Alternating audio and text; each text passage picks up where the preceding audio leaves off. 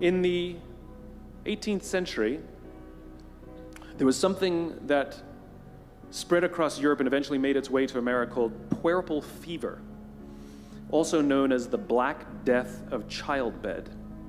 Basically what was happening is women were giving birth and they would die within 48 hours after giving birth. This Black Death of childbirth was the ravage of Europe, and it got worse and worse and worse over the course of over a century. In some hospitals, it was as high as 70% of women who gave birth who would die as a result of giving birth. But this was the Renaissance. This was the time of empirical data and science, and we had thrown away things like tradition and mysticism. These were men of science, these were doctors. And these doctors and men of science wanted to study and try and find the reason for this Black Death of childbed, and so they got to work studying, and they would study the corpses of the women who had died. And in the morning they would conduct autopsies, and then in the afternoon they would go and deliver babies and finish their rounds. And it wasn't until somewhere in the mid-1800s that Dr. Oliver Wendell Holmes, father of Supreme Court Justice Oliver Wendell Holmes, realized that all of these doctors who were conducting autopsies in the morning weren't washing their hands before they delivered babies in the afternoon.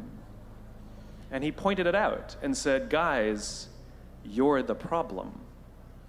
And they ignored him and called him crazy for 30 years, until finally somebody realized that if they simply washed their hands, it would go away.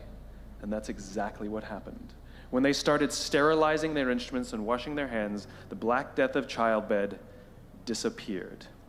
My point is, the lesson here is, sometimes you're the problem. We've seen this happen all too recently with our new men of science and empirical studiers and these men of finance who are smarter than the rest of us until the thing collapsed. And they blamed everything else except themselves. And my point is take accountability for your actions. You can take all the credit in the world for the things that you do right, as long as you also take responsibility for the things you do wrong. It must be a balanced equation. You don't get it one way and not the other. You get to take credit when you also take accountability.